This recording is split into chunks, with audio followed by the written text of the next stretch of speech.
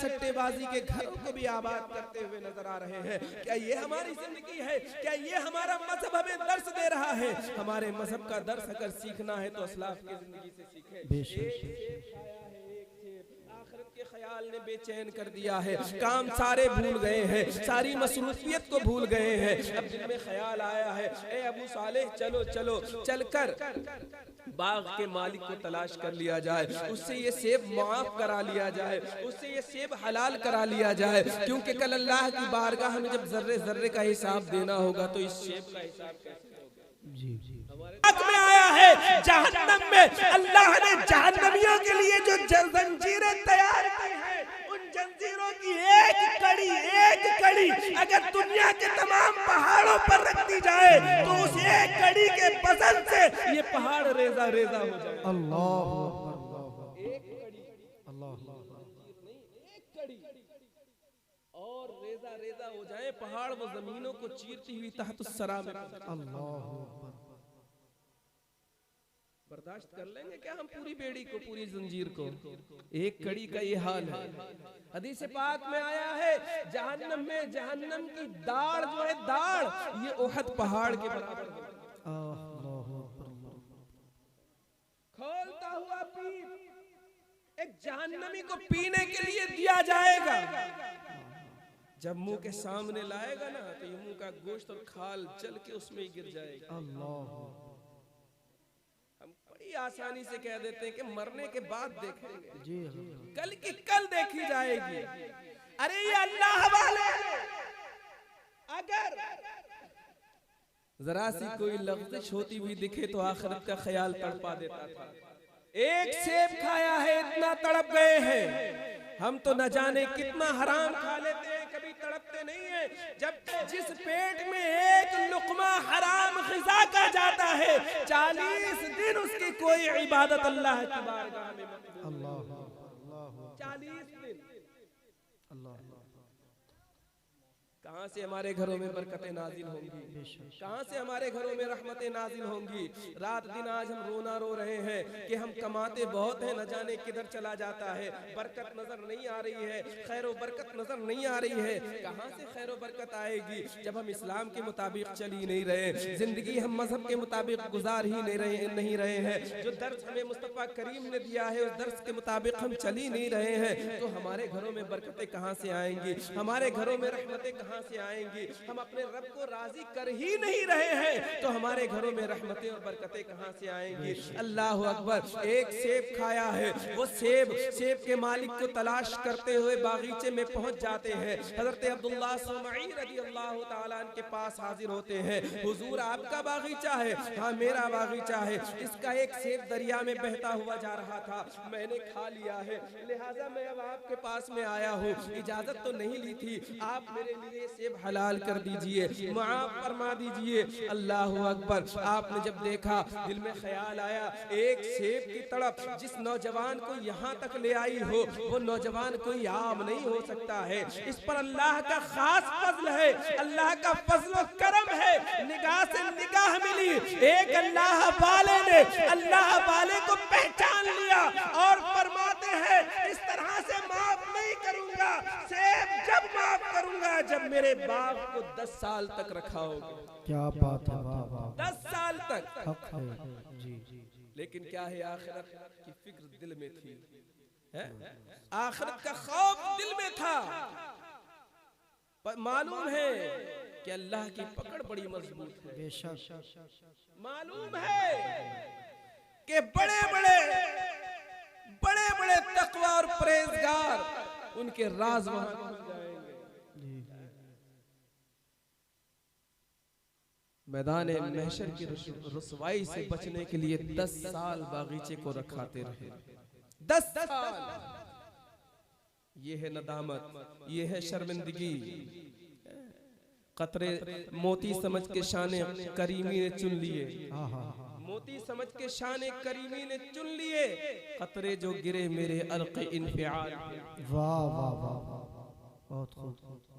अल्लाह रब्बुल इज्जत कबूल फरमाता है उन कतरों को जो नदामत के आंसू हमारी आंखों से अगर बह जाएं, ये गिरने से पहले रब की बारगाह में मकबूल हो जाते हैं। 10 साल बागीचे को रखाते रहे, 10 साल पूरे हो गए, बारगाह में हाजिर होते हैं। हुजूर अब तो 10 साल हो गए, माफ फरमा दीजिए। अभी माफ नहीं करूंगा, एक शर्त और है। क्या शर्त है हुजूर? जो भी शर्त है, जो भी जफा है, जो भी सितम है, मैं सह लूंगा, लेकिन हुजूर मैदान महशर में इस सेब का हिसाब बड़ा करना पड़ जाएगा। अल्लाह अल्लाह 1000 साल का होगा वह, एक दिन 50,000 साल का। और हमारे खुदा अल्लाह रब्बुल इज्जत हम सबको अपने हिफ्ज़ व अमान में रखे, आमीन अल्लाह। जहन्नम की आग से हर ईमान वाले को बचाए। अगर गुनाहगार गुनाह की वजह से जहन्नम में जाना पड़ गया तो जहन्नमी के कान की लौ से कांधे की कल से पढ़ना शुरू कर देंगे। हमारा यार जिंदगी का कल नहीं आया तो फिर क्या करेगा? जी कितने ऐसे थे बेटी की शादी का जहेज इकट्ठा कर रहे थे, लेकिन बेटी की शादी दरवाजे तक नहीं आई, दुनिया से चले गए।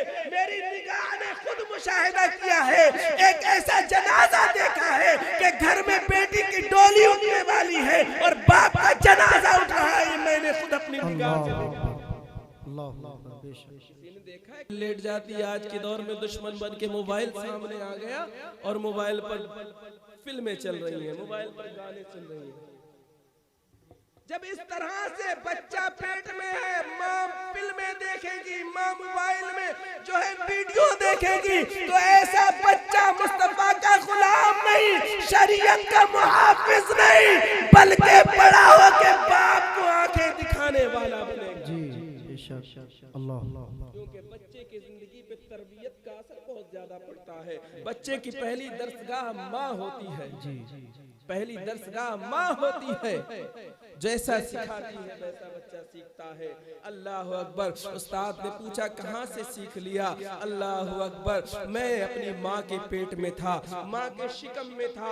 मेरी माँ का मामूल ये था कि उठती थी तो तिलावत कुरान की करती थी, बैठती थी तो कुरान की तिलावत करती थी, घर में झाड़ू लगा रही है तो कुरान की तिलावत कर रही है, बर्तन मांज रही है तो कुरान की तिलावत कर रही है। लिहाजा मेरी माँ को कुरान से इतनी मोहब्बत थी कि हर वक्त कुरान की तिलावत करती थी। मेरी माँ तिलावत करती थी, मैं पेट में रहकर उसे समाअत करता था। लिहाजा मैंने माँ के पेट में रहकर जितने पारे मेरी माँ ने पढ़े थे उस दौरान उतने पारों को हिफ्ज़ कर लिया। सुभान अल्लाह, सुभान माशाअल्लाह माशाअल्लाह। क्या है ये? बच्चा पेट में होता है ना, तो ये तमाम चीजों को सोचने समझने की इसके अंदर ताकत और कुव्वत अल्लाह अता फरमा देता है। ये साइंस भी मान रहा है, लेकिन हमारे घरों में इसका बरअक्स है, इसका उल्टा है। ये वजह है कि जब माँ नमाज नहीं पढ़ती तो हमारे बच्चों में नमाज का शौक नहीं होता, और ये हाल हो गया है। बाज तो इससे भी दूर हो गए हैं, जबकि हमारी पैदाइश का मकसद क्या है? अल्लाह की इबादत है। हमें पैदा इबादत के लिए किया गया है। अल्लाह अकबर। वो भी माएँ थी कि जब बच्चे छोटे से होते थे, बच्चों को तरबियत में घुट्टी में घोल कर पिलाती थी, बेटा नमाज पढ़ो। बच्चा पूछता था माँ नमाज से क्या मिलेगा, तो कहती थी बेटा शक्कर मिलेगी। शक्कर के लालच में बेटा वुज़ू बनाता था, माँ मुसल्ले के नीचे शक्कर रख देती थी। जब नमाज से फारिग होता था, शक्कर की पुड़िया पाकर खुश होता था, अगले वक्त की नमाज के लिए फिर तैयार हो जाता था। एक दिन जब वो बच्चा जंगल में गया है, नमाज का वक्त हो गया, शिकार के लिए गया है, नमाज पढ़ने के लिए खड़ा हो गया है, माँ घर पे मुसल्ले पर है, बेटा जंगल में मुसल्ले पर है, आंखों में अश्क भर के माँ कहती है परवरदिगार, आज तक तो शक्कर का इंतजाम मैं करती थी तेरी बारगाह में उसकी पेशानी झुकाने के लिए, लेकिन आज मेरा लाल जंगल में है, नमाज जरूर पढ़ेगा, लेकिन आज अगर उसके मुसल्ले के नीचे शक्कर नहीं मिली तो कहीं ऐसा ना हो नमाज की तरफ से उसका दिल हट जाए और इस माँ का भरम ना टूट जाए। परवरदिगार, कल तक तो शक्कर का इंतजाम मैं करती थी, आज शक्कर का इंतजाम तू फरमा दे। एक माँ की लाज तेरे दस्ते कुदरत में है। बच्चा नमाज से फारिग होता है, जंगल में देखता है रोज तो एक शक्कर की पुरिया निकलती थी, लेकिन आज शक्कर की पुरिया नहीं बल्कि शक्कर के ढेर निकलते। सुभान अल्लाह, सुभान अल्लाह। माँ ने तालीम दी थी बच्चा जंगल में भी नमाज नहीं छोड़ रहा है। और हमारे हालात तो ये है कि हमारे घरों में बुढ़ापा आ जा रहा है तब भी नमाज पास नहीं आ रही है। वो नमाज जिस नमाज के ताल्लुक से गौसे आज़म दस्तगीर फरमाते हैं कि जिसके दरवाजे से घर में सब नमाजी हो, बेनमाजी अगर रास्ते का गुजरने वाला दरवाजे से झांक ले घर में तो उस घर की खैर बरकत खत्म हो जाती है। गौसे आज़म फरमा रहे हैं